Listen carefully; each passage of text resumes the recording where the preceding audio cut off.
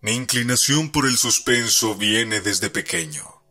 Yo era un niño solitario y tímido que tenía una gran imaginación. Pensaba mucho en la muerte y me daba miedo que me fueran a enterrar vivo. Julio Jiménez.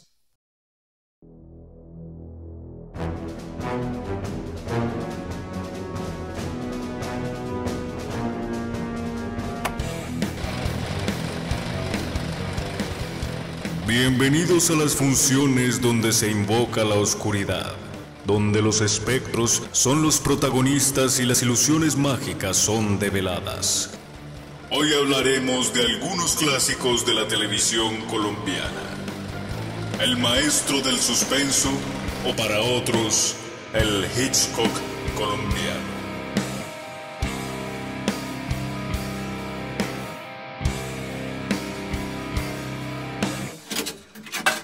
El hombre detrás del misterio. Julio Jiménez es un libretista colombiano, autor consagrado de impactantes y destacadas historias que marcaron para siempre la televisión colombiana. Su trabajo siempre ha estado marcado por el misterio, caracterizado por tener como protagonistas a personajes malvados, perversos, enigmáticos, cuyas tramas generalmente se desarrollan en mansiones opulentas y casonas oscuras y tenebrosas. De su vida personal se conoce como un ser tan misterioso como sus telenovelas. Es claro que Julio Jiménez no vive en una casa oscura en lo alto de una montaña rodeada de pinos. Tampoco tiene un par de pastores alemanes de colmillos afilados, y mucho menos hay un sótano en el que se esconde un pariente con la cara desfigurada, ni ilumina su habitación con velas blancas que se escurren por candelabros de plata. El autor vive en Bogotá en una casa tranquila y solo frecuentada por amigos y familiares. No hablar con la prensa es su regla de oro, y su edad es un misterio. Solo se sabe que nació en Medellín. Solo le digo que mi mamá tiene 15 años más que yo. Nunca leí nada de suspenso porque las descripciones las dejaba para otros temas. A los 8 años leí Madame Bovary y El amante de Lady Chatterley. Novelas fuertes, un poco morbosas y sexuales. Todas sus historias han sido escritas y creadas para la productora RTI Colombia, teniendo con esto un sello de calidad muy definido y propio que le dio siempre libertad artística para sus guiones y para hacer casting. Cuentan las leyendas que si no le gustaba un actor para sus personajes lo echaba del set, o si no le convencían, el personaje sufría algún terrible accidente o simplemente iba saliendo de la trama. Sus primeras exploraciones. Entre su amplio abanico de relatos, historias y misterios, sus primeros trabajos comienzan a surgir en los años 70, sobre todo con adaptaciones literarias. Encontramos en 1975 a La Feria de las Vanidades, un relato que narra la historia de una joven huérfana quien siempre ha deseado una vida glamurosa y de poder y decide conquistar a toda costa la sociedad usando su ingenio, astucia y sensualidad. Deja clara una premisa de hasta dónde llegará la protagonista por alcanzar sus propósitos de vanidad y poder. Es la primera adaptación y primer libreto de Julio Jiménez, basada en la obra literaria de William Makepeace Thackeray, Vanity Fair, A Novel Without a Hero.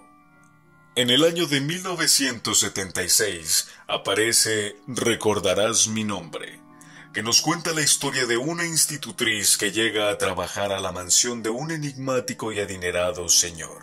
Ellos inician un romance, pero un misterio los rodea, algo que el hombre oculta al interior de la casa. ¿Qué esconde el misterioso y acaudalado hombre en el cuarto de su mansión? ¿Es un hombre realmente bueno o tras su aspecto bondadoso hay un ser siniestro? Aquí Julio deleita con una maravillosa adaptación de la obra Jane Eyre, de Charlotte Brontë. La Marquesa de Yolombó aparece en el año 1978, basada en la obra histórica y costumbrista de Tomás Carrasquilla. Relata la historia que gira en torno a doña Bárbara Caballero y Alzate, enmarcada en la situación social de la época de la colonia, cuando el hombre era amo y señor y su mujer era despreciada porque solo servía para criar bebés. Una época de esclavitud en que los negros habían sido sacados a la fuerza de África y vendidos como animales. Demostraría a la impetuosa marquesa que poniéndose al nivel de los más socialmente débiles, lograría reconocimiento y poder para ayudarlos. Elementos de magia, brujería y supersticiones comienzan a aparecer por doquier. En ese mismo año sale El Caballero de Rausán, ambientada en el siglo XIX, basada en la obra de Felipe Pérez y que narra la historia de Hugo de Mendoza, un hombre atractivo y misterioso que padece de catalepsia, enfermedad que le oculta a su prometida, Soledad de Santiño. Antes de casarse con ella, sufre un ataque y es enterrado vivo. Soledad es obligada a casarse con el perverso hermano de Hugo. Pero lo que no saben es que Hugo se levantará de su tumba para vengarse y luchar por el amor de Soledad. Los clásicos del misterio. Sin embargo, llega 1979. El país estaba convulso porque la muerte, el odio y la guerra se tomaban las calles. Aparece una novela poderosa e inolvidable llamada La Abuela, emitida entre 1979 y 1980, ambientada en el suceso del 9 de abril y cargada de religiosidad y moralismos políticos. Julio construyó una historia alrededor de doña Brígida Paredes, una temida matrona, una mujer de doble moral que le dio la libertad a sus hijos varones de hacer lo que se les viniera en gana, mientras que a sus 3 hijas las deja enclaustradas ayunando y orando.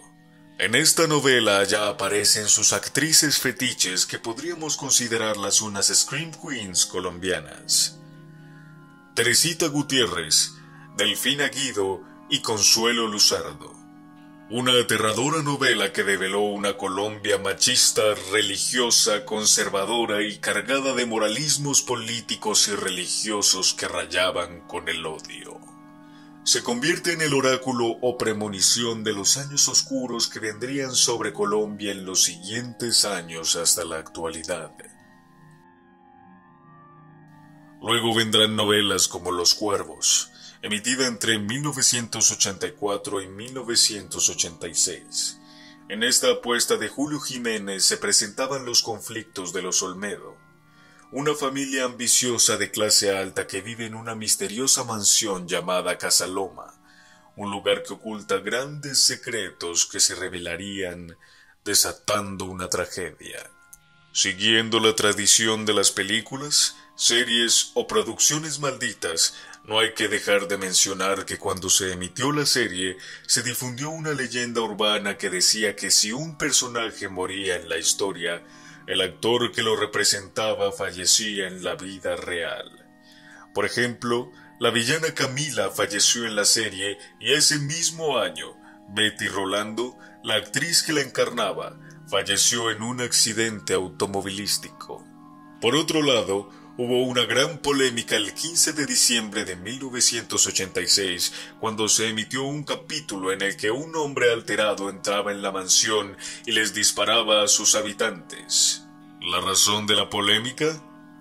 Hacía solo 11 días había tenido lugar la masacre de Poseto, El Ángel de Piedra, emitida en 1986.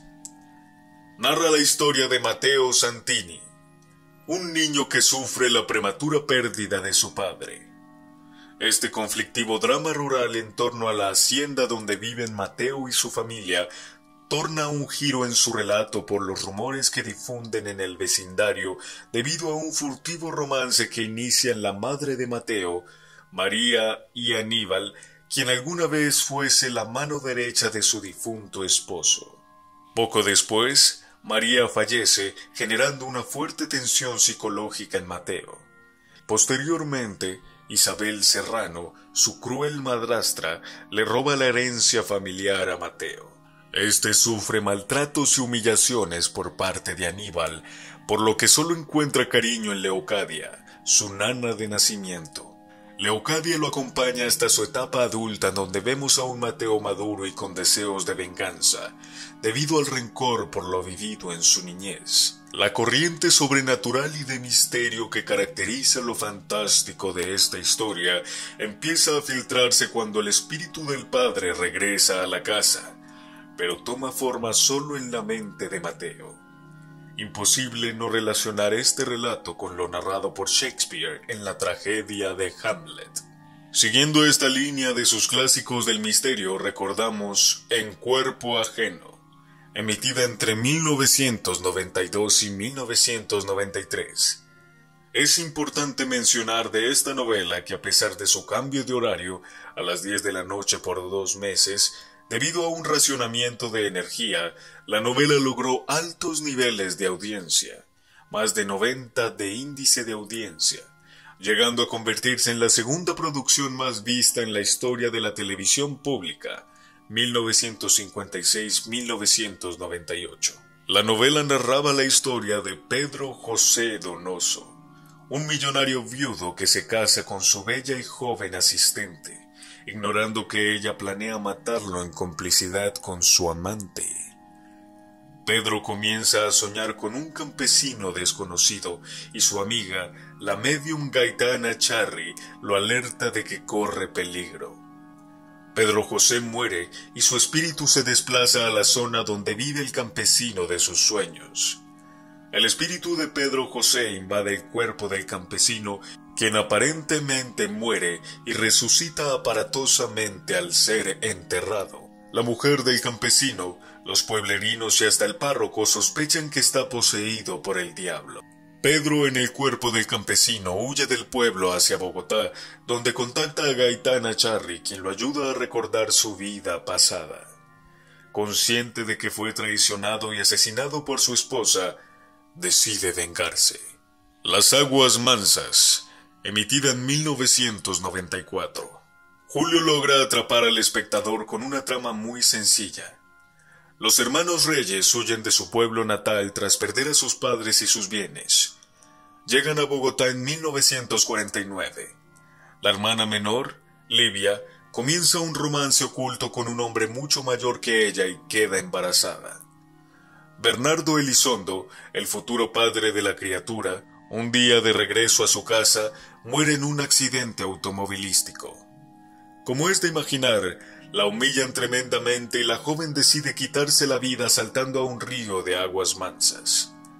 La carrera de Julio Jiménez nunca cesó, y desde su misterio y bajo perfil, es el creador y mente maestra de famosas novelas como ¿Por qué mataron a Betty si era tan buena muchacha?, Pasión de Gavilanes, Lola Calamidades, o Yo amo a Paquita Gallego. ¿Qué falta hace en la televisión colombiana relatos como los de Julio Jiménez?